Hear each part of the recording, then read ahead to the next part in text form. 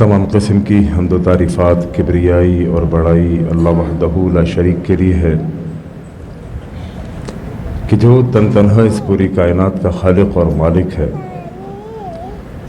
करोड़ों दुरूद व सलाम पैगम्बर इस्लाम इमामुल अंबिया जनाब मुहम्मद रसूलुल्लाह सल्लल्लाहु अलैहि वसल्लम पर कि जिनके ज़रिए से हिदायत का दीन सारे आलम के अंदर फैला।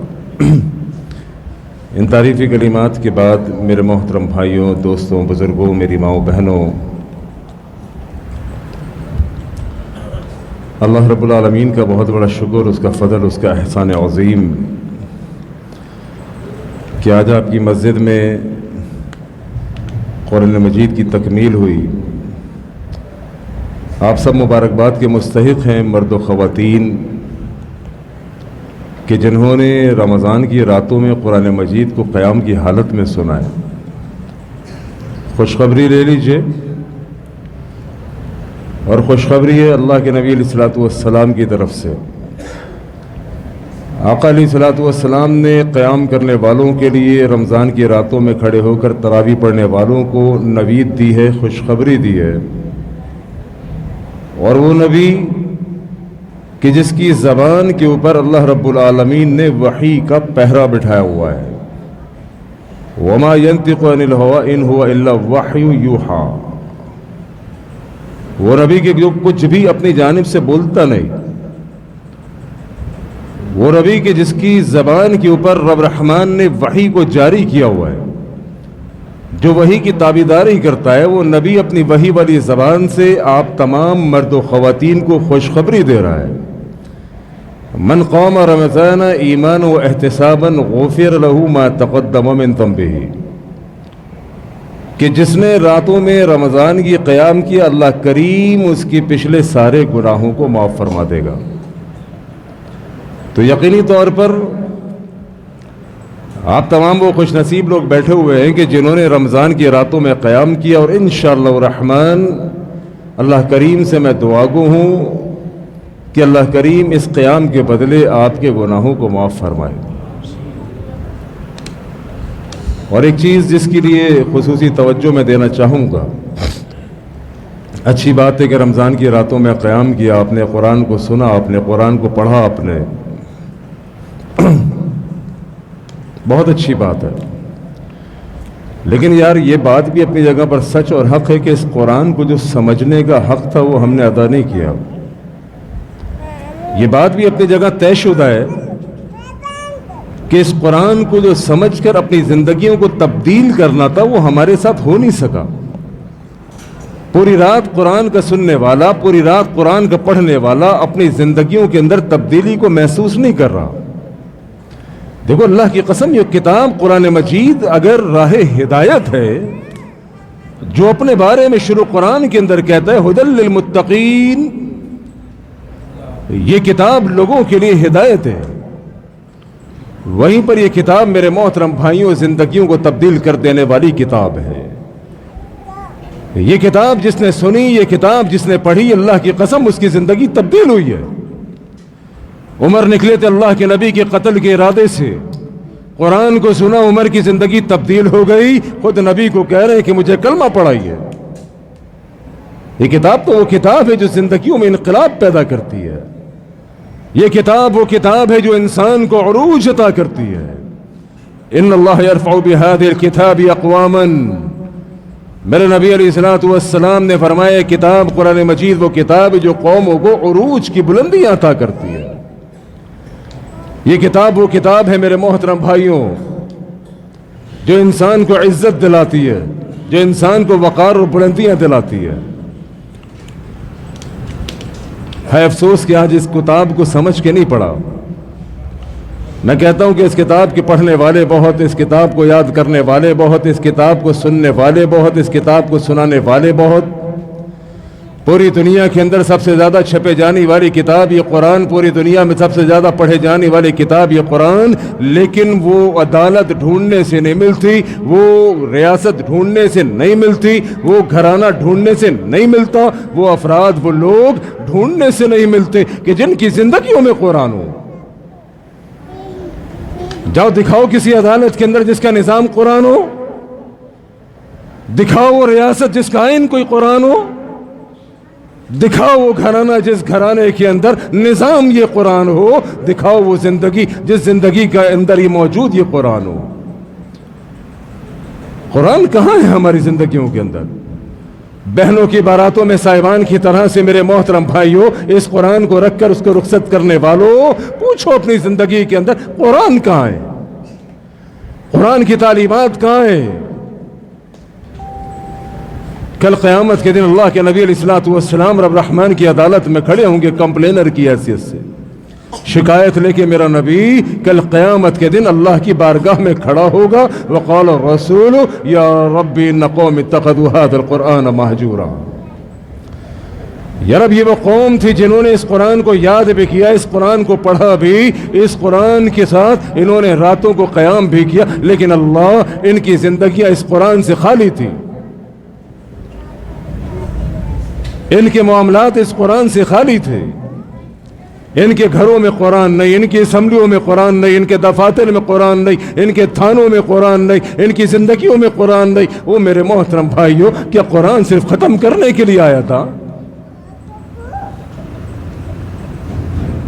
عجیب بات ہے، اللہ کی قسم مجھے حیرانگی ہوتی ہے، پہلے دوسروں سے سنتا تھا، اب اپنی قریبی ایک دوست کو سنا میں نے بیان کرتے ہوئے قرآن مجید کی فضیلت کے اوپر پوری جرت، بہادری اور دلیرانہ خطاب سے وہ میرا بھائی تقریر کر رہا ہے۔ تقریر کے دوران وہ میرا بھائی کہہ رہا ہے، باقاعدہ واقعات سلف سے نوٹ کر کے ریفرنسز کے ساتھ، تاریخ کے ساتھ بیان کر رہا ہے کہ دیکھو ہمارے اسلاف نے ایک دن کے اندر پورا 3 قرآن ختم کیے ہیں۔ وہ اس سے بڑھ کے ریفرنس کے ساتھ میرا وہ بھائی کہتا ہے کہ ہمارے بڑوں نے ایک رکعت کے اندر پورا قرآن ختم کیا ہے۔ میں نے کہا یار وہ کیلکولیشن مجھے بھی تو سمجھاؤ، وہ کیلکولیشن مجھے بھی تو بتاؤ کہ ایک رکعت میں کس طرح اس نے قرآن ختم کیا، وہ کیلکولیشن مجھے بھی تو بتاؤ کہ ایک دن میں اس نے 3 قرآن کس طرح سے ختم کیے، وہ کس طرح، کیا معاملات تھے، وہ پیشاب کرنے نہیں گیا، باتھ روم نہیں گیا، کھانا نہیں کھایا، سویا نہیں، آرام نہیں کیا، لوگ ملنے نہیں آئے، معاملات کیا وہ جادو کیا، وہ مجھے بھی تو بتاؤ۔ قرآن ختم کرنے کی دوڑ لگی ہوئی ہے، ایک ریس لگی ہوئی ہے جناب، 3 روزہ تراویح، 2 روزہ تراویح، 1 روزہ تراویح، بیان کرنے والا کوئی اور نہیں، میرا اپنا بھائی۔ ایک رکعت میں وہ دعویٰ کرتا ہے کہ ایک رکعت میں پورا قرآن ختم کیا جا سکتا ہے۔ وہ میں نے کہا یہ کون سی کیلکولیشن ہے، کہاں سے تو لایا ہے یہ؟ ایک رکعت میں پورا قرآن ختم کرا رہا ہے، لوگوں کو کیا میسج ہم دے رہے ہیں؟ نبی علیہ الصلوۃ والسلام نے، رب رحمان نے، دین اسلام، شریعت مصطفیٰ کہاں پر ہم کو پابند کیا اس بات کے اوپر کہ ہم ایک رات میں قرآن کو ختم کریں؟ مسئلہ قرآن ختم کرنے کا نہیں، اللہ کی قسم، اور یہ ختم کا الفاظ بھی میں سمجھتا ہوں درست نہیں ہے۔ ختم قرآن ختم کرنے کی سازش تو کافر کر رہا ہے، ہم تو قرآن کو ختم نہ ہونے دیں گے انشاءاللہ۔ ہم قرآن کو پڑھتے ہیں، قرآن کی تکمیل کرتے ہیں، ختم قرآن کا تو لفظ ویسے ہی کوئی درست نہیں محسوس ہوتا۔ دوڑ لگی ہوئی ہے قرآن ختم کرنے کی، دوڑ لگی ہوئی ہے قرآن پڑھنے کی، اچھی بات ہے، قرآن کو پڑھو، یقیناً یہ کتاب تمہیں عروج کی بلندی عطا کرے گی، یقیناً یہی کتاب تمہاری ہدایت کا ذریعہ بنے گی، لیکن اس کتاب کو سمجھنا بھی تو ہے۔ اس کتاب کو پڑھنے کے ساتھ میرے محترم بھائیوں سمجھنا بھی ہے۔ ٹھیک ہے، الف لام میم 3 حروف 30 نے کیا اپنی جگہ پر، لیکن تبدیلی تب آئے گی جب اس قرآن کو سمجھو گے۔ یہ قرآن ہدایت بھی ہے، یہ قرآن شفا بھی ہے، لیکن کیا شفا ایسے ہی مل جائے گی؟ ہدایت ایسے ہی مل جائے گی؟ لوگوں نے اس قرآن کو تعویذ بنا کر گلوں میں لٹکایا ہوا ہے کہ جناب شفا مل جائے گی، قرآن خود کہہ رہا ہے کہ شفا ہے۔ وہ میرے محترم بھائی، میں نے ایک بھائی سے سوال کیا، مجھے یہ بتاؤ، میرا اپنا کاروبار حکمت کا شہد کا ہے، شہد تو ہم خود بیچتے ہیں، اور شہد کے بارے میں بھی اللہ نے فرمایا فیہ شفاء للناس، یہ شہد شفا ہے۔ تو اگر کوئی شخص بیمار ہو جائے، آپ میں سے کسی کو نزلہ کھانسی ہو جائے، عمومی طور پر ہمارے معاشرے میں شہد کا استعمال بہت تھوڑا ہے، یہ المیہ ہے، ایک دن میں خود دواخانے پر موجود تھا، ایک بندہ آیا، میرا سیلز مین کاؤنٹر پہ کھڑا ہوا تھا، اس نے کہا کہ شہد کیا کلو ہے؟ میرے سیلز مین نے جواب دیا 2000 روپے کلو بڑی مکھی کا شہد۔ کہنے لگا اپنی بیوی کو دیکھا کتنا مہنگا ہے، آج کے بعد نام نہ لینا شہد کا۔ میں خود اندر بیٹھا ہوا سن رہا ہوں، بیوی کہتا ہے دیکھ کتنا مہنگا ہے، آج کے بعد نام نہ لینا شہد کا۔ وہ اللہ کی قسم، یعنی یہی بندہ اپنی بیوی کو اپنے بچوں کو 5000 روپے کا پیزا کھلا دے گا جو ایک وقت میں ختم ہو جائے گا، اور جو اس کی صحت کو تباہ کر دے گا، جو اس کی صحت کو برباد کر دے گا، 5000 روپے ایک وقت میں پیزا کھلانے والا، شاورما برگر کھلانے والا 2000 روپے کا شہد پورے مہینے اگر چلے گا اس کو مہنگا لگ رہا ہے، جو اس کو اس کے بچوں کو بیماریوں سے بچائے گا۔ شہد بہترین قسم کی شفا ہے جسے خود رب نے قرآن میں شفا کہا۔ شہد بہترین قسم کی اینٹی بائیوٹک ہے، لیکن ہمیں مہنگا لگتا ہے، ہر اچھی چیز ہمیں مہنگی لگتی ہے۔ پورے دن میں 2000 سے زیادہ کی اپنے دوستوں کے ساتھ چائے پی لے گا، لیکن شہد 2000 پورے مہینے کے لیے خریدنے کو تیار نہیں۔ میں بات یہ کر رہا تھا، وہی شہد کی بوتل آپ نزلہ کھانسی کے لیے استعمال کریں، خرید کے لے کے جائیں کسی کے پاس سے خالص شہد، اعلیٰ درجے کا سپریم کوالٹی کا شہد، کہ جناب مجھے نزلہ ہے، مجھے کھانسی ہے، میرے بچے کو نزلہ کھانسی، اور بجائے کھانے کے اسے اپنے گلے کے اندر ٹانگ کے گھومیں۔ شہد کو شفا ہے نا، کھائیں گے نہیں آپ شہد کی بوتل کو یعنی اس شفا کو اپنے گلے میں ٹانگ کر لٹکا کر گھومیں گے، وہ رب کعبہ کی قسم ہے پوری زندگی بھی یہ شہد کی بوتل تو لٹکا کے گھومتا ہے، تجھے کوئی شفا نہیں ملے گی جب تک کہ اسے کھائے گا نہیں۔ کھانے سے شفا ملے گی، پہننے سے تھوڑی ملے گی۔ یہ مسلمان قوم اللہ کی قسم کے جن کی عقیدے جوتوں پر آ گئے، رکشوں کے پیچھے گاڑیوں کے نیچے جوتے لٹکا ہوا ہے۔ کیوں بھائی؟ کہتا ہے نظر نہ لگ جائے، نظر نہ لگ جائے میری گاڑی کو، میرے نئے نویلے رکشے کو، اس لیے میں نے جوتا لٹکایا ہوا ہے۔ میں نے کہا جس قوم کے عقیدے جوتوں پر آ جائیں تو ان کے سروں پر جوتے نہیں پڑے تو کیا پڑے؟ جوتا تیری حفاظت کرے گا، تجھے نظر بد سے بچائے گا۔ قرآن کے پڑھنے والے بہت، اللہ کی قسم قرآن کو سمجھنے والا کوئی نہیں، قرآن پر عمل کرنے والا کوئی نہیں۔ قرآن سے وہ رشتہ ہے جو ایک سوتیلی اولاد سے ہوتا ہے۔ قرآن سے محبت کا تقاضا یہ تھا کہ اس قرآن کو یاد بھی کیا جاتا، پڑھا بھی جاتا، سمجھا بھی جاتا۔ آج کیوں پوری دنیا میں مسلمان ذلیل ہو رہا ہے؟ آج پوری دنیا میں مسلمان ذلیل، اور میرے نبی نے تو فرمایا تھا الاسلام یعلو ولا یعلی علیہ، اور میرے نبی نے فرمایا تھا یہ اسلام زمین پر غالب ہونے کے لیے آیا، مغلوب ہونے کے لیے نہیں۔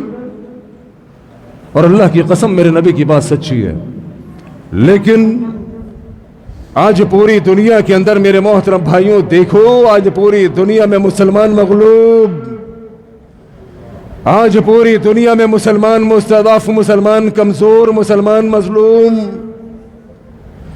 آج پوری دنیا کے اندر کسی کی کتاب کو زمین پر پھینک کر ناچا جائے، او اللہ کی قسم میرا قرآن، آج کسی کی عبادت گاہ کو اٹھایا جائے، میری مسجد، آج کسی کی بہن کو عصمت کو پامال کیا جائے، معلوم چلے گا رقیہ کلثوم فاطمہ۔ آج میری بہنوں کی عصمت پامال، میری مسجدیں شہید، میرا قرآن شہید، میرے نبی کے کارٹون بنائے جائے، میرے نبی کا استہزاء کیا جائے، میرے نبی کا مذاق بنایا جائے، اور دنیا میں کروڑوں اربوں مسلمانوں کی موجودگی کے اندر مسلمان مظلوم۔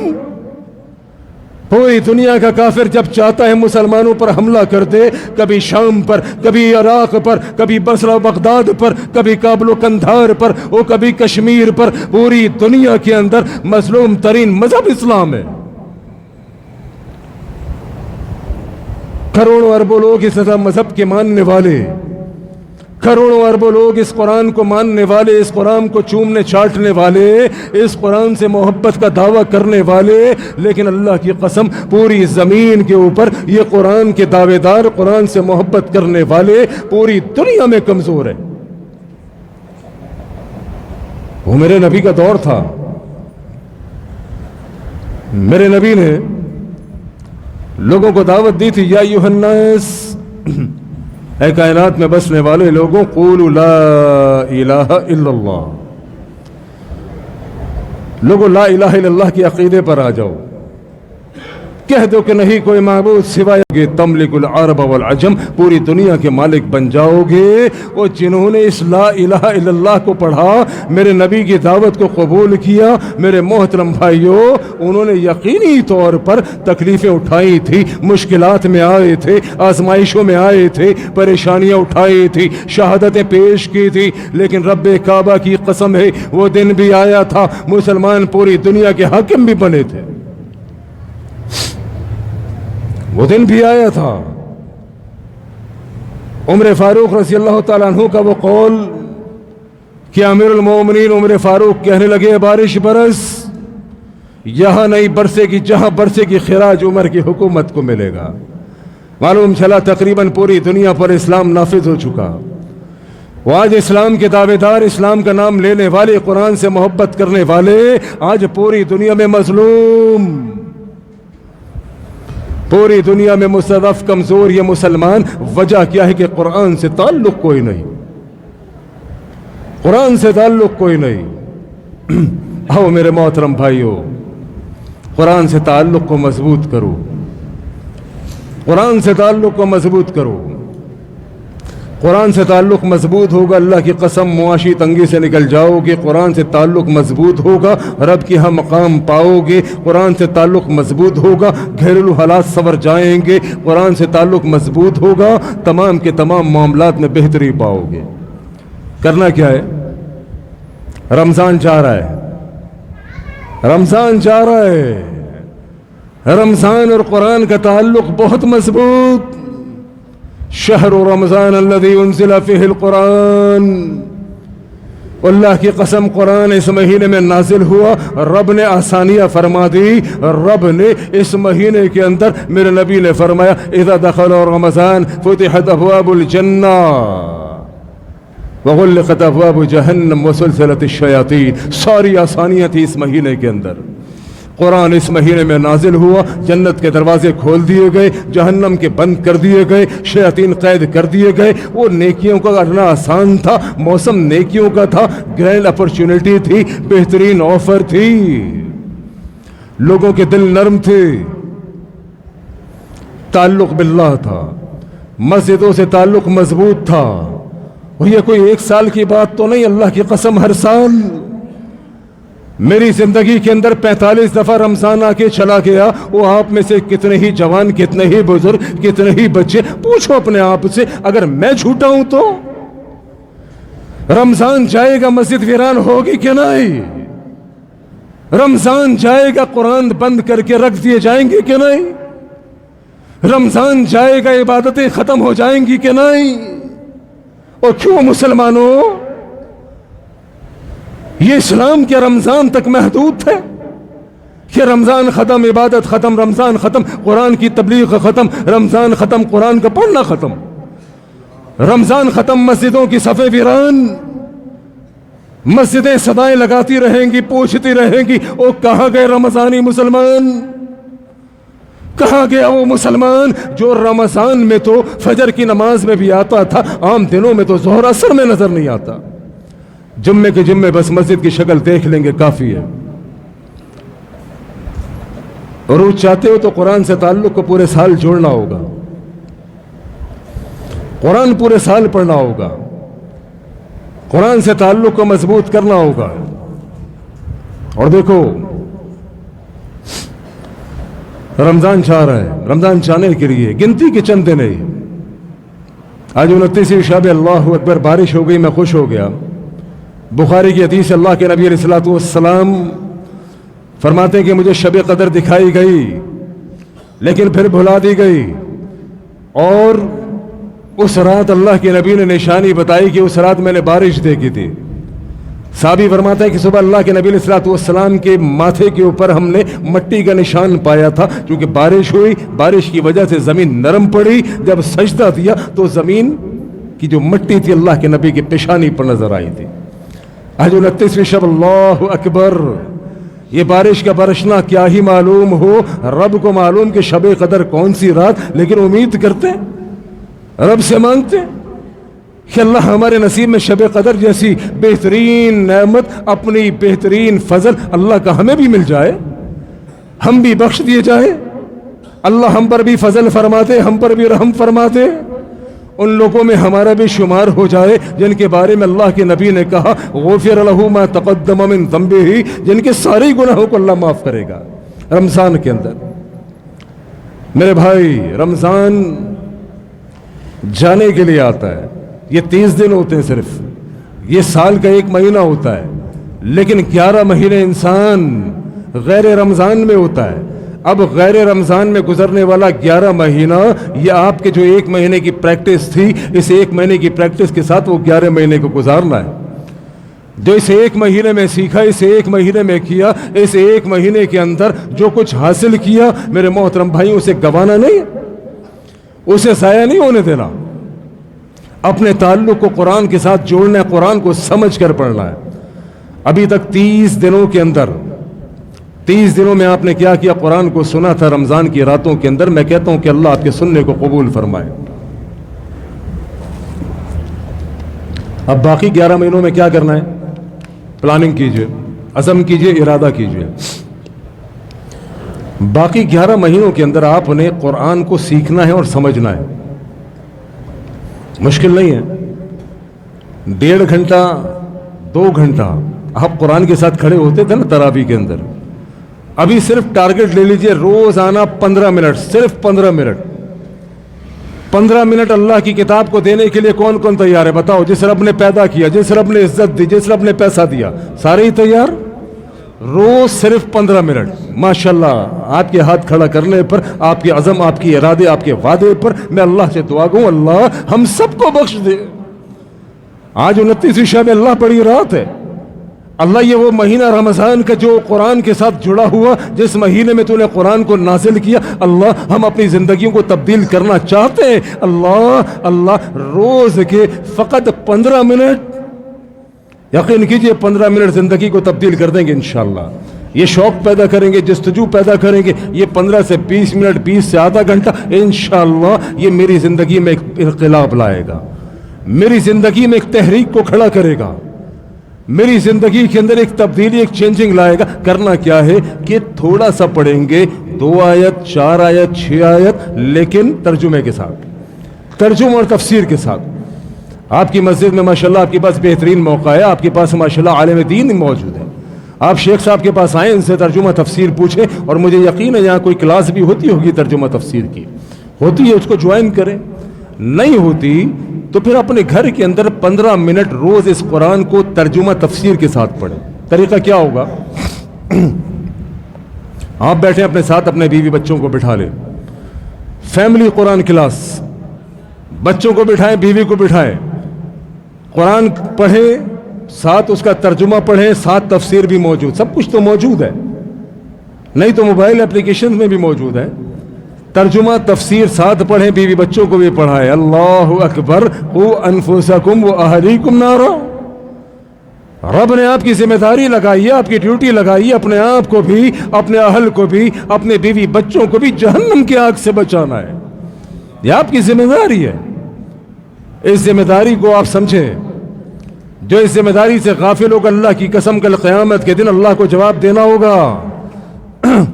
خالی اپنی نمازیں، اپنے روزے، حج و زکوٰۃ، بیوی کچھ کرتی رہے، بچے کچھ کرتے رہے، نہیں میرے محترم بھائیو، اگر جنت میں جانا چاہتے ہو تو اپنے آپ کو بھی، بیوی بچوں کو بھی جہنم کی آگ سے بچانا ہوگا۔ ان بچوں کے ساتھ حسن سلوک کیجئے۔ میں دیکھ رہا تھا بچے شرارتیں کر رہے تھے، تراویح کے وقت بچے شرارتیں کر رہے تھے۔ ایک تو یہ چیز ہے کہ آپ کی ذمہ داری ہے کہ آپ جب بچوں کو لایا کریں مسجد تو پھر بچوں کو سمجھا کے لایا کریں۔ پہلی چیز تو یہ ہے،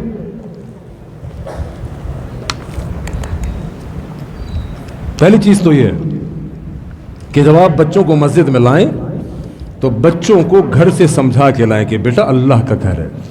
اب یہ چھوٹے چھوٹے معصوم بچے، اب یہ اس کو تو نہیں سمجھا سکتے آپ، لیکن ایک جو معمولی 9-10 سال کا بچہ ہے، 8-9 سال کا بچہ ہے، وہ تو سمجھنے کے قابل ہے نا۔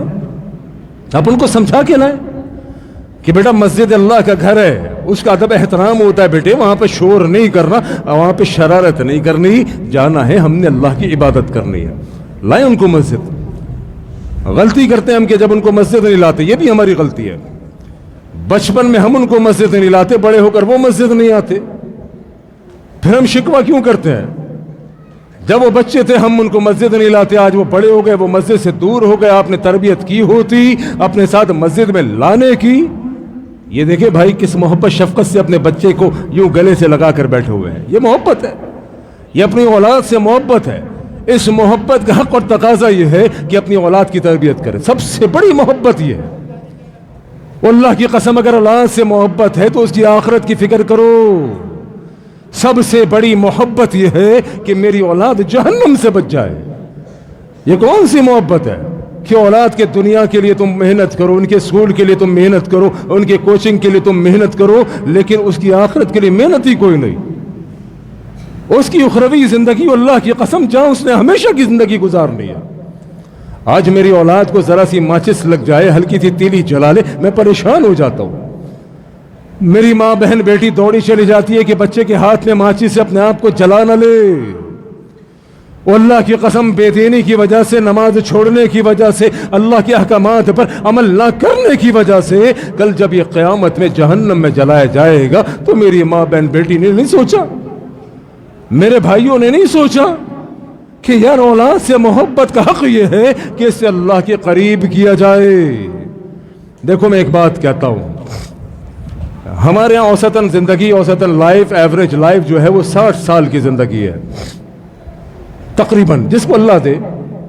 वरना कोई तो जवानी में भी चला जाता है, कोई 20-30 साल में भी चला गया, कोई 10 साल में भी चला गया, कोई 70-80 साल में भी गया। मैं एवरेज लाइफ की बात कर रहा हूं। औसत उम्र हमारे यहाँ 60 साल है। हम अपने बच्चे की 60 साल के कैरियर, 60 साल के फ्यूचर, 60 साल की जिंदगी की मंसूबाबंदी करते हैं। इसकी 60 साल की जिंदगी बेहतरीन बनाने के लिए शब रोज मेहनत भी करते हैं, इसको सबक भी पढ़ाते हैं, अच्छे स्कूल में दाखिला भी कराते हैं, लेकिन इसकी हमेशा की आखिरत से गाफिल। बच्चा नमाज पढ़े ना पढ़े स्कूल जाना चाहिए, और बच्चा कुरान पढ़े ना पढ़े ट्यूशन जाना चाहिए। कभी किसी बाप ने इसको अपने ऑफिस से आने के बाद अपने बच्चे की जिंदगी का मुहासबा किया? इसके 12 घंटे के शब रोज का मुहासबा किया? बिठाया, कभी पूछा बेटा तूने नमाज पढ़ी आज? इसकी माँ से पूछा कि आज इसने मेरे पीछे से 4 वक्त की नमाज पढ़ी कि नहीं? चलो ईशा तो मैं अपने साथ लेके जाऊंगा, फजर में मैं साथ लाया था, 3 वक्त की नमाज मेरे पीछे से पढ़ी कि नहीं? आज इसने कुरान पढ़ा कि नहीं? इसके अखलाक कैसे, इसके मामलात कैसे? इसने मोबाइल के ऊपर कोई गलत चीज तो नहीं देखी? ये सब चीजों की फिक्र मुझे कोई नहीं है। हाँ मुझे ये फिक्र है मेरा बच्चा स्कूल गया था नहीं गया था, और ये माँ भी अपनी बीवी, अपने शौहर को शिकायत भी फकत इतनी करेगी, देखिए आज आपका बच्चा स्कूल नहीं गया। मैंने बहुत बोला था इसको, स्कूल के लिए उठाया भी था, स्कूल नहीं गया। ये शिकायत नहीं करेगी कि आज इसने 2 वक्त की नमाज नहीं पढ़ी, 3 वक्त की नमाज नहीं पढ़ी। अल्लाहु अकबर। मेरे मोहतरम भाई सोचो जरा, हम बच्चों को छोटी छोटी बात पर मारते हैं। बच्चे ने कोई नुकसान पहुंचा दिया मारेंगे, बच्चे ने शोर शराबा किया मारेंगे। वो मारने का हुक्म तो है ही कोई नहीं। दिखाओ मुझे कोई हदीस, कोई एक हदीस कि अल्लाह के नबी ने बच्चे को मारने का हुक्म दिया और सिखाया हो। है कोई हदीस? एक मसले पर मिलेगी फकत, एक मसले पर। वो कौन सा मसला है? आवाज कोई नहीं आई। नमाज। इसके अलावा तो नहीं मिलेगी ना, इसके अलावा नहीं मिलेगी। अल्लाह के नबी अलैहिस्सलातु वस्सलाम का मदरसा भी था, बेहतरीन मदरसा मेरे नबी का। मेरे नबी अलैहिस्सलातु वस्सलाम बेहतरीन मुअल्लिम भी, मेरा नबी बेहतरीन बाप भी, मेरा नबी बेहतरीन हर लिहाज से एक मुआशरे का अफराद भी, किरदार भी। वो दिखाओ अल्लाह की कसम कि अल्लाह के नबी ने किसी बात के ऊपर बच्चे पर हाथ उठाया हो, नहीं मिलेगा। हम बाकी मामले में बच्चे को मारने को तैयार, जिसमें मारने का हुक्म ही कोई नहीं। बच्चा पढ़ता नहीं मारेगा उसको, बच्चा हिफ्ज नहीं करता मारेगा उसको, बच्चा स्कूल नहीं जाता मारेगा उसको, बच्चे से कोई गलती हो गई, कोई चीज टूट गई मारेगा उसको।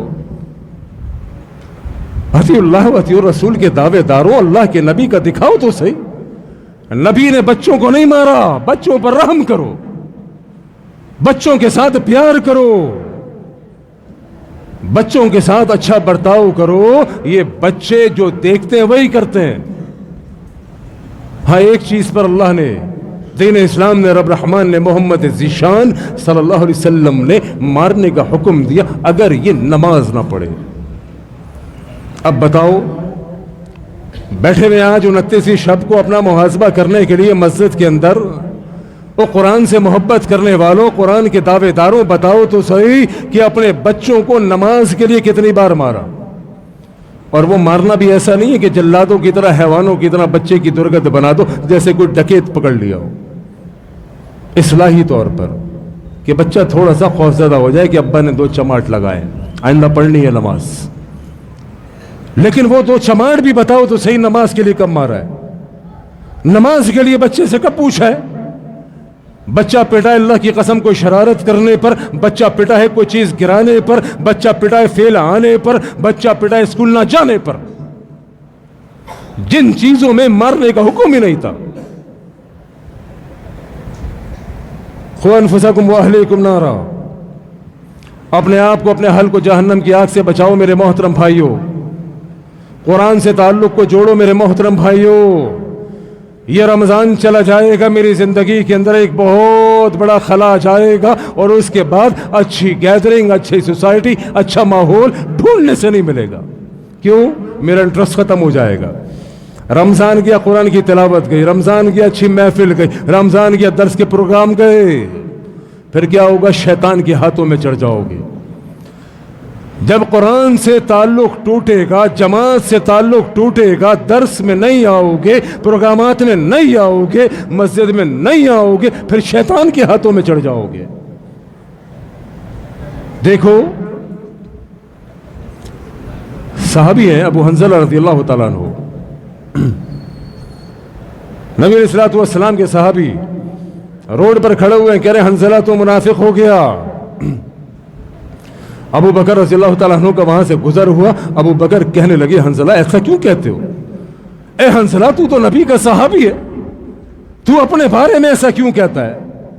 حنظلہ رضی اللہ تعالیٰ عنہ فرمانے لگے ابو بکر بات یہ ہے جب میں اللہ کے نبی کی مجلس میں ہوتا ہوں میرا ایمان بڑھتا چلا جاتا ہے، نیکی کرنے کو دل چاہتا ہے، لیکن جب نبی کی مجلس سے نکل کر دنیا کے اندر، کاموں کے اندر، معاملات کے اندر، معاشیات کے اندر، تو ابو بکر میرا دل نیکیوں میں کم ہو جاتا ہے، جو اللہ کے نبی کی مجلس میں زیادہ ہوتا ہے وہ نبی کے پیچھے سے کم ہو جاتا ہے۔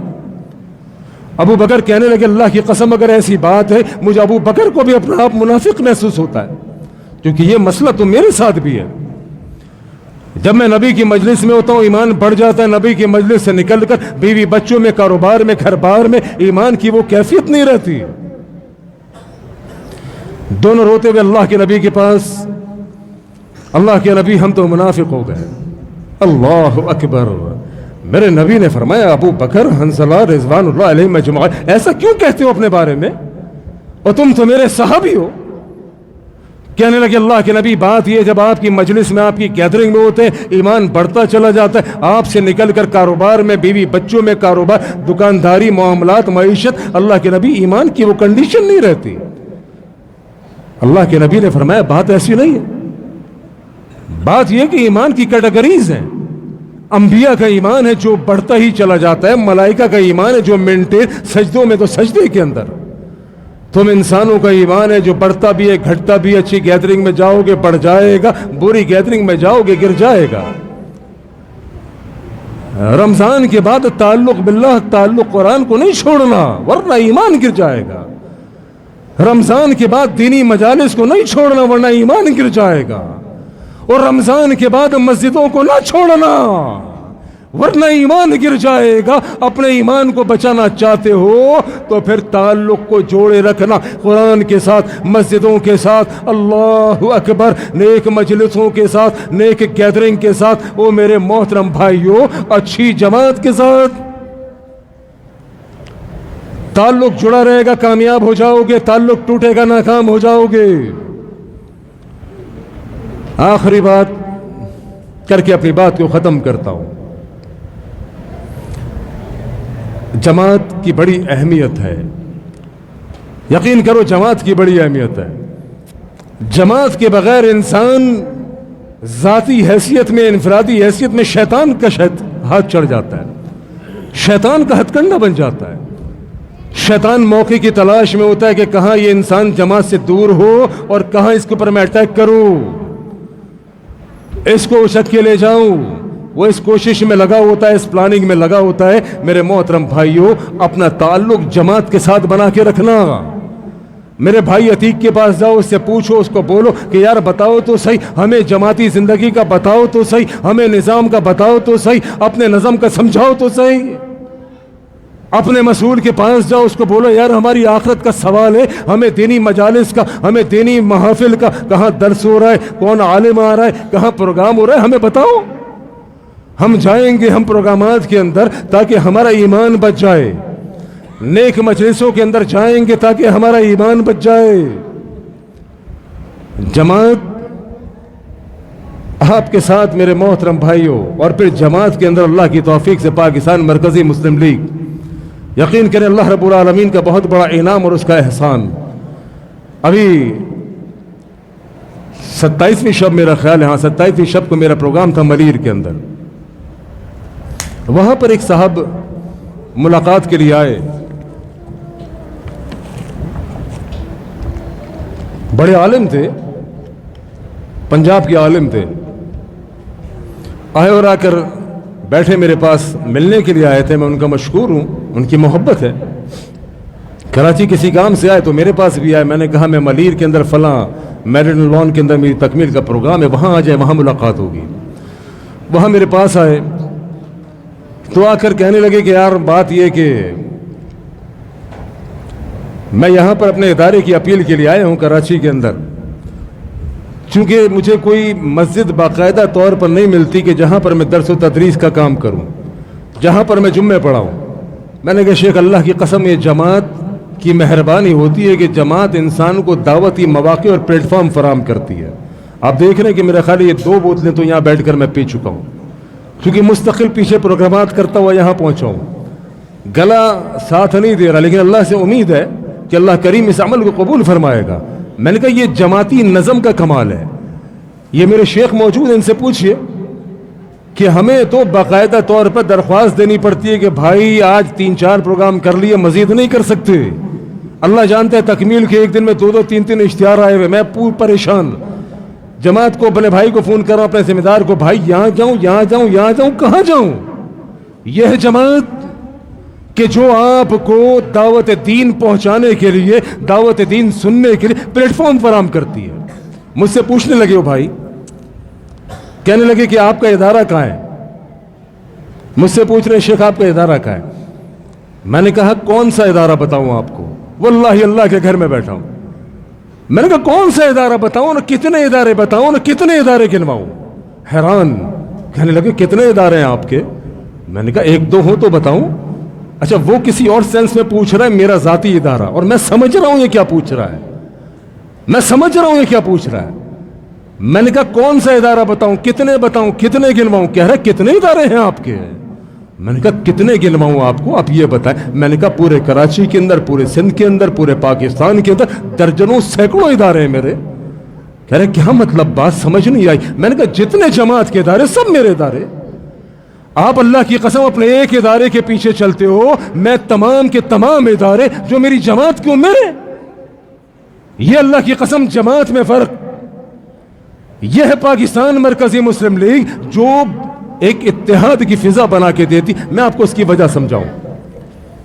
जब हम किसी एक शख्स को मजबूत करते हैं, जब हम किसी फर्द को मजबूत करते हैं तो फर्द मजबूत होता है, जमात नहीं। और जब जमात मजबूत होती है, जमात की मजबूती से उम्मत मजबूत होती है। बात समझ आएगी आपको, मैं थोड़ा सा खोल के समझा देता हूं। अगर आप जुबैर अब्बासी की मदद करें मिसाल के तौर पर, वैसे तो मेरी पहचान मेरी जमात है अल्हम्दुलिल्लाह मरकजी मुस्लिम लीग, लेकिन मिसाल के तौर पर मैं मरकजी मुस्लिम लीग से अपने आप को अलग करता हूं मिसाल समझाने के लिए। अगर आप जुबैर अब्बासी की मदद करते हैं, आपने दिए 1 लाख रुपए जुबैर अब्बासी को, वो किसके हैं? जुबैर अब्बासी की मिल्कियत है। जुबैर अब्बासी साहब लेके खुश हो जाएंगे, रफू चक्कर हो जाएंगे। आपने मुझे गाड़ी दिलाई, किसको? जुबैर अब्बासी को। वो गाड़ी किसकी है? जुबैर अब्बासी की। अब आपका बेटा रात के 2 बजे बीमार होता है, बीमार होने के बाद आप रात 2 बजे मुझे फोन करते हैं, अब भाई साहब आपको हम लोगों ने गाड़ी दिलाई थी, जरा वो गाड़ी लेके पहुंची ना फर्द जगह पर। زبیرہ بھائی صاحب کہیں گے یار اتنا فالتو ٹائم اس لیے دلائی تھی گاڑی کہ رات کے 2 بجے میں تیرے پیچھے آؤں؟ نہیں. اچھا اب جماعت، یہ آپ نے فرد کی مدد کی، فرد کی مدد ہو گئی. اب جماعت کی جب آپ مدد کریں گے اس کا فرق کیا ہے وہ سمجھیے گا. آپ نے جماعت کے ساتھ تعاون کیا، آپ نے جماعت کو 1 لاکھ روپے دی، اللہ کی قسم آپ کا دیا ہوا مال وہ 1 لاکھ روپے کسی فرد واحد کی ملکیت نہیں، وہ جماعت کی ملکیت ہے. آپ نے جماعت کو کوئی چیز دی، جماعت کو روپیہ پیسہ گاڑی دیا، وہ گاڑی ایمبولنس کی صورت میں، فائر بریگیڈ کی صورت میں، رات کے 2 بجے بھی ضرورت، صبح کے 4 بجے بھی ضرورت، موبائل ایمبولنس فائر بریگیڈ آپ کے دروازے پر. یہ ہے جماعت کی مدد. جماعت افراد نہیں میرے محترم بھائیوں، جماعت کے ساتھ جب تعاون کرتے ہیں اس کا بڑا فائدہ ہوتا ہے. وہ فائدہ یہ کہ دیکھو جماعت کے اندر کتنے ذمہ داران آئے اور گئے، ادارے موجود ہیں، اداروں سے لوگوں کو فائدہ ہو رہا ہے. ماڈرن ہسپتال اللہ کی قسم امت کو فائدہ ہو رہا ہے، مساجد موجود امت کو فائدہ ہو رہا ہے، مدارس موجود امت کو فائدہ ہو رہا ہے، ہسپتال موجود امت کو فائدہ ہو رہا ہے، کتنے ہی ڈسپینسریاں موجود امت کو فائدہ ہو رہا ہے، کتنے ہی فائر بریگیڈ کے ادارے موجود امت کو فائدہ ہو رہا ہے، کتنے ہی مسجدیں، مدرسے، معاملات، یہ سارے فوائد امت کے ہیں کیونکہ سب چیزیں جماعت کی ہیں. جب آپ نے جماعت کو کوئی چیز دی تو فرد کی ملکیت کوئی نہیں. میں کراچی نظم میں جب جڑا اس وقت ابو الہاشم بھائی امیر تھے کراچی کے. وہ ابو الہاشم بھائی آ کر کراچی سے چلے گئے، جامعہ بھی موجود، ادارے بھی موجود، ایمبولنسز بھی موجود. ابو الہاشم کراچی سے چلے گئے چونکہ آپ نے ابو الہاشم کو نہیں دیا، آپ نے جماعت کو دیا تھا. نوید قمر آئے چلے گئے، اس کے بعد سیف اللہ منصور آئے دنیا سے چلے گئے، اللہ اکبر، مزمل بھائی آئے وہ چلے گئے، مفتی عبداللطیف آئے وہ چلے گئے، وہ سارے ہی آ کر چلے گئے. ہسپتال موجود، فائر بریگیڈ موجود، مسجدیں موجود، مدرسے موجود، ڈسپینسریاں موجود، کوئی لے کر نہیں گیا چونکہ آپ نے فرد کو نہیں جماعت کو دیا تھا. یہ ہے فرد و جماعت میں فرق. آپ فرد کو دیتے ہیں، فرد مضبوط ہوتا ہے، آپ کو کوئی فائدہ نہیں. آپ جماعت کو دیتے ہیں، جماعت مضبوط ہوتی ہے، امت کو فائدہ ہوتا ہے. تو جماعت کے ساتھ جڑ کے رہو میرے محترم بھائی، جماعت کے ساتھ جڑے رہو گے ایمان کی مضبوطی ہوگی. اللہ کریم ہمیں عمل کی توفیق عطا فرمائے. وآخر دعوانا ان الحمد للہ رب العالمین.